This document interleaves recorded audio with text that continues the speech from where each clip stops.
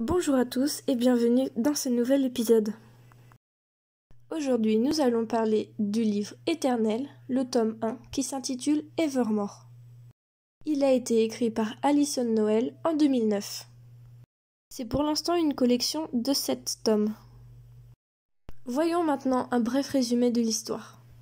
Lors d'un accident, Everbloom perd toute sa famille et cet accident ne lui laisse qu'une seule chose, une cicatrice sur le front.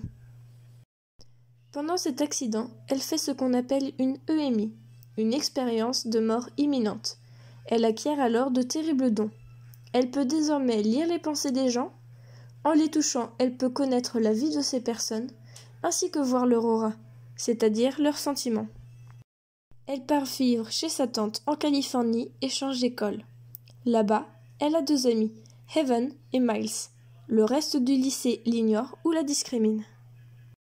Mais un jour, un nouvel élève arrive. Elle ne peut ni pénétrer son esprit, ni voir son aura, et encore moins voir sa vie. Ce beau jeune homme séduisant et musclé s'appelle Damon. Il n'est pas un simple mortel, Ever en est certaine. Et elle sait aussi qu'elle est irrémédiablement attirée par lui. Passons maintenant à la présentation des personnages. Ever est une jeune fille introvertie. Elle ne parle pas beaucoup et a des pensées assez sombres dues à son passé. Elle trouve Damon exaspérant, mais ne peut s'empêcher de se sentir attirée par lui. Quant à Damon, c'est un jeune homme très séduisant et étrange. Il est riche et s'intéresse énormément à Ever.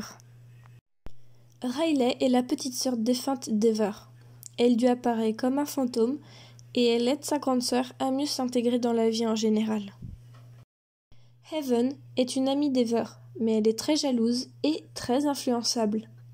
Quant à Miles, il est très gentil et avenant. Passons maintenant au point positif. L'écriture est simple et fluide. Nous sommes du point de vue d'Ever, donc on la comprend et on a de la peine pour ce qu'elle vit. Je trouve que c'est une très belle histoire d'amour, et ça change des histoires vampires-loups-garous. D'ailleurs, la fin est très inattendue. Je l'ai beaucoup aimée, sans vous spoiler bien sûr. J'ai relevé 3 points négatifs. Tout d'abord, le début du livre est très long, ainsi que l'arrivée de Damon et le rapprochement entre celui-ci et Ever. L'attente est insoutenable. D'ailleurs, les amis d'Ever n'agissent pas comme des amis justement. Ils la laissent tomber et je trouve ça vraiment horripilant. Le 3e point négatif, c'est qu'en général, les gens ont beaucoup d'appréhension sur cette collection.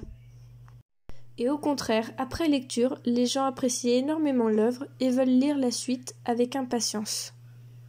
Et voilà, le 2e épisode est déjà terminé, j'espère qu'il vous aura plu et à bientôt.